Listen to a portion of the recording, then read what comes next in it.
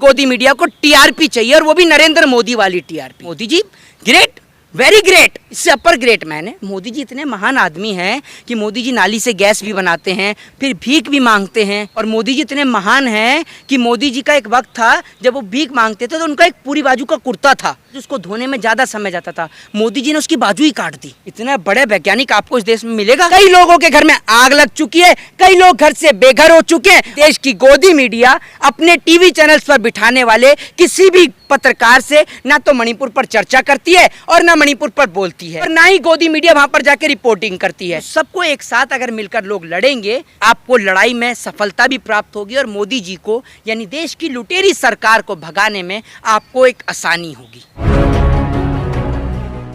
मैं आपको एक बात बता दूं कि मोदी जी का जो विरोध है, ठीक है, वो विरोध इसलिए हो रहा है कि वहां पर जिस तरीके से आप देख रहे हैं कि लोग पोस्टर्स लगा रहे हैं मोदी नॉट वेलकम। 15 ऑर्गेनाइजेशन ने लेटर लिखा है नरेंद्र मोदी जी के डिनर को कैंसिल करने के लिए जो बाइडेन के साथ। 75 मेंबर ऑफ पार्लियामेंट्स ने लेटर लिखा है जो बाइडेन को कि नरेंद्र मोदी से सवाल करें मानवाधिकार को लेकर। तो आप समझिए कि देश की गोदी मीडिया क्या कर रही है। गोदी मीडिया की मोदी जी के विदेशी दौरे पर एक अहम भूमिका होती है। मणिपुर जले तो जले, उत्तराखंड में लोग मरे तो मरे, लेकिन देश की गोदी मीडिया को टीआरपी चाहिए, और वो भी नरेंद्र मोदी वाली टीआरपी। आखिर गोदी मीडिया को गोदी मीडिया किस लिए कहा जाता है? सिर्फ इसीलिए कहा जाता है कि भारत देश का एक अहम हिस्सा पिछले कई महीने से लगातार जल रहा है। कई लोगों की जान जा चुकी है, कई लोगों के घर में आग लग चुकी है, कई लोग घर से बेघर हो चुके हैं, और कई लोग पलायन कर चुके हैं। लेकिन मणिपुर को लेकर देश की गोदी मीडिया अपने टीवी चैनल्स पर बिठाने वाले किसी भी पत्रकार से ना तो मणिपुर पर चर्चा करती है और ना मणिपुर पर बोलती है, और ना ही गोदी मीडिया वहां पर जाकर रिपोर्टिंग करती है। तो बिल्कुल चल रहा है कि मोदी मोदी हो रही है अमेरिका में। मैं आपको बताता रहा हूँ, मोदी मोदी हो रही है अमेरिका में, और ऐसे दिखाती है देश की गोदी मीडिया कि आज से पहले यानी साल 2014 से पहले कोई प्रधानमंत्री अमेरिका गया ही नहीं है। पहले प्रधानमंत्री है नरेंद्र मोदी जो अमेरिका जा रहे हैं, बाकी सारे तो कोई गए नहीं है। आप भूल गए, नरेंद्र मोदी जी उसी अमेरिका गए हैं जिस अमेरिका के अंदर नरेंद्र मोदी जी ने भारत देश की रहने वाली मूल निवासी कमला हैरिस के विरोध में प्रचार किया था, जिसके लिए नारा लगाया था अब की बार ट्रंप सरकार। हाउडी मोदी कार्यक्रम हुआ था, भूल गए आप सभी लोग? याद करना चाहिए आपको। दूसरी बात यह है कि नरेंद्र मोदी जी का वहां पर कितने बड़े पैमाने पर विरोध चल रहा है वो आप देख रहे हैं। देश की गोदी मीडिया भले ही आपको ना दिखाए, लेकिन एक सवाल जो कि करेक्ट और वाजिब सवाल है कि जब देश का एक अहम हिस्सा यानी मणिपुर जल रहा था, क्या उस वक्त पर देश के प्रधानमंत्री का विदेशी दौरा वाजिब था? बताइए आप मुझे, मैं आपसे पूछता हूँ। गृह मंत्री जी बराबर नजर बनाए हुए हैं। देखिए सर, गृह मंत्री किस तरीके की नजर बनाए हुए वो हमें भी पता है। देश के गृह मंत्री की पूरी नजर है चुनाव पर, चुनावी प्रचार पर कि अगला चुनाव किस राज्य में होगा। गृह मंत्री की नजर है कि कल विपक्ष की जो बड़ी बैठक पटना के अंदर होने वाली है उसमें क्या होगा और क्या नहीं होगा। समझ रहे हैं? विपक्ष की नजर इस पर, वो गृह मंत्री की नजर इस पर नहीं है कि मणिपुर जलता है नहीं जलता। कोई फर्क नहीं है, कोई फर्क नहीं है सर। देश के प्रधानमंत्री को, गृह मंत्री को, लोग मरे तो मरे, क्या फर्क पड़ता है इन्हें? देश में महंगाई हो तो हो, नौजवान बेरोजगार हो तो हो, क्या फर्क है देश की सरकार को? क्या फर्क है देश के प्रधानमंत्री को? कोई फर्क नहीं है सर। कहा जा रहा है अमेरिका की तुलना में भारत में कम है महंगाई। तो आप एक बात मुझे बताइए, यहाँ पर तो सारे के सारे अंबानी और अडानी है ना, यहाँ महंगाई कहाँ है? यहाँ सबके पास रोजगार है। सिलेंडर यहाँ पर 2 रुपये, 5 रुपये, 10 रुपये का मिल जाता है। सिलेंडर मिल जाता है ना, इतने में मिलता है नहीं मिलता है सर? हाँ कर रहे हैं तो बड़े ही गोदी मीडिया के बेशरम पत्रकार हैं। दिलाना जरा मुझे 10 रुपये में सिलेंडर। कहाँ मिलता है 10 रुपये में सिलेंडर? जरा बताओ तो, मिलता है कहीं 10 रुपये में सिलेंडर? यहाँ टंकी चलाते हैं तो पेट्रोल निकलता है मेरे ख्याल से, है मेरे ख्याल से तो 1100 रुपये के आसपास का कुछ सिलेंडर है जी। हाँ, और वो पाइप फिट है नाले के अंदर, पाइप से गैस आ रही है, वो पाइप फिट है नाले के अंदर। इस देश में, जिस देश में नाले से गैस मिल रही है उस देश में 1100 का सिलेंडर है। सोच कर देखिए आप। जब मोदी जी, हमारे देश के महान वैज्ञानिक श्री नरेंद्र दामोदर दास मोदी जी, देश के महान बड़े साइंटिस्ट, वैज्ञानिक, जिनके आगे बड़े बड़े वैज्ञानिक फेल हो गए, आज तक किसी वैज्ञानिक को देखा था जो नाली से गैस बनाता हो? नरेंद्र मोदी जी एक अवतार हैं, एक इतने बड़े वैज्ञानिक हैं जो नाली से गैस बनाते हैं, बांग्लादेश की लड़ाई भी लड़ते हैं। हाँ बिल्कुल भाई, Modi ji great, very great.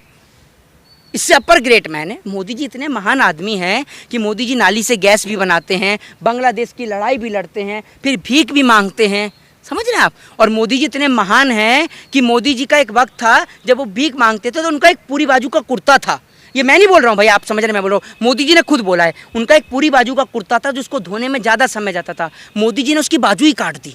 सोच कर देखिए आप, इतने बड़े वैज्ञानिक आपको इस देश में मिलेगा। तो यही त्याग और तपस्या तो बिल्कुल बिल्कुल, त्याग इतना बड़ा है, उन्होंने परिवार छोड़ दिया अपना भाई जी। पटना में गठबंधन की एक नई बैठक होने वाली है, जी। क्या लगता है उस बैठक से क्या निकलने देखिए, आज विपक्ष को एक होने की ज़रूरत है।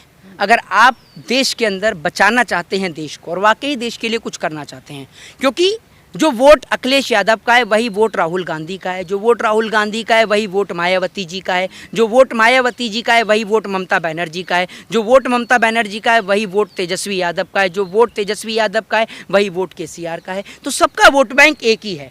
तो सबको एक साथ अगर मिलकर लोग लड़ेंगे तो निश्चित तौर पर आपको लड़ाई में सफलता भी प्राप्त होगी और मोदी जी को यानी देश की लुटेरी सरकार को भगाने में आपको एक आसानी होगी। सवाल ये भी उठ रहा है कि जी। एक बार पहले भी विपक्ष इकट्ठा हुआ था जी। और बाद में बिखर गया था, इस बार कैसे? नहीं, इस बार विपक्ष एक होगा और मैं आपको बता दूं बहुत जल्द ये भी हो सकता है कि बसपा सुप्रीमो मायावती भी इस विपक्ष के साथ में आकर मिले, क्योंकि जिस तरीके से मायावती जी का स्टेटमेंट आया, अखिलेश यादव का स्टेटमेंट आया, और मैं आज यही कहूँगा कि मायावती जी के शासनकाल एक बहुत अच्छा शासनकाल भी रहा है। हम किसी की आलोचना ही नहीं कर सकते, उनकी अच्छाइयों को भी हम देखते हैं, ठीक है। तो मायावती जी का भी शासनकाल एक अच्छा शासनकाल रहा है, जिस तरीके से वाजपेयी जी का भी शासन एक अच्छा शासन रहा है। तो मैं ये कहूँगा कि बसपा सुप्रीमो मायावती को आज आना चाहिए सामने और विपक्ष की एकजुटता में आकर एक अहम भूमिका अदा करनी चाहिए। ऐसा नहीं लगता कि प्रधानमंत्री पद के तमाम दावेदार हैं, जी। चाहे वो केजरीवाल हो, नीतीश कुमार हो, जी। ममता बनर्जी हो, जी। तमाम लोग हैं, तो आपस में कहीं फूट पड़ जाए? नहीं, इस वक्त जो विपक्ष में जो सबसे बड़े जो प्रधानमंत्री की कुर्सी के दावेदार थे वो राहुल गांधी थे, लेकिन राहुल गांधी की संसद की सदस्यता चली गई और 6 साल चुनाव नहीं लड़ सकते, तो राहुल गांधी कहीं ना कहीं बैकफुट पे आ गए हैं। तो राहुल गांधी यानी कांग्रेस पार्टी अब गठबंधन में तैयार है, कांग्रेस पार्टी और क्या कहते हैं तमाम जो अखिलेश यादव हैं वो भी गठबंधन के लिए तैयार हैं, ममता जी भी तैयार है, अरविंद जी भी तैयार है, सब लोग तैयार हैं और नीतीश जी लगातार सबको साथ लेकर चल ही रहे हैं, उधर तेजस्वी यादव भी तैयार हैं। विपक्ष जो है वो एक होगा और एकजुट होकर भाजपा को पछाड़ने का काम करेगा। क्या ऐसा भी हो सकता है कि पीएम पद का कोई नाम घोषित हो? देखिए, वो तो बहुत जल्दबाजी हो जाएगी ये सब कहना, ये तो सबकी सहानुभूति के साथ में जब आप पहले आप चुनाव लड़िए, अभी आप अनाउंसमेंट ही मत करिए कि प्रधानमंत्री कौन बनेगा, किसकी पार्टी का बनेगा, अभी आप चुनाव लड़िए और एक साथ मिलजुल कर चुनाव लड़िए और उसके बाद आप तय करिए कि who is prime minister of India, किसको आप बनाएंगे। पहले ही जीतन राम मांझी के बेटे संतोष मांझी ने कैबिनेट मंत्री से इस्तीफा दे दिया, नीतीश कुमार से अलग हो गए। तो जीतन राम मांझी की क्या भूमिका है वो आप देख लीजिएगा, पता चल जाएगा आपको जीतन राम मांझी की क्या भूमिका है। आप ये समझ लीजिए, आप क्या समझते हैं, आप SC ST OBC की आवाज़ उठाएंगे नहीं और आपको SC ST OBC वोट दे देगा? आप बहुजन की दलित की आवाज़ उठाएंगे नहीं, आपको वोट मिल जाएगा? आप स्वर्ण और दलित को लड़ाएंगे, आप सोचते हैं आपको वोट मिल जाएगा? ये आपकी गलत फहमी है। जब तक आप सबको साथ लेकर, इस देश में हर एक व्यक्ति साथ चलना चाहता है, वो बहुजन के नाम पर, दलित के नाम पर, ब्राह्मण के नाम पर, शूद्र के नाम पर, वैश्य के नाम पर, क्षत्रिय के नाम पर नहीं बंटना चाहता, हिंदू मुस्लिम सिख ईसाई के नाम पर नहीं बंटना चाहता। वो ये कहता है कि मैं भारतीय हूँ और ये सभी लोग मेरे भाई हैं, और यही हमारे देश का संविधान भी कहता है।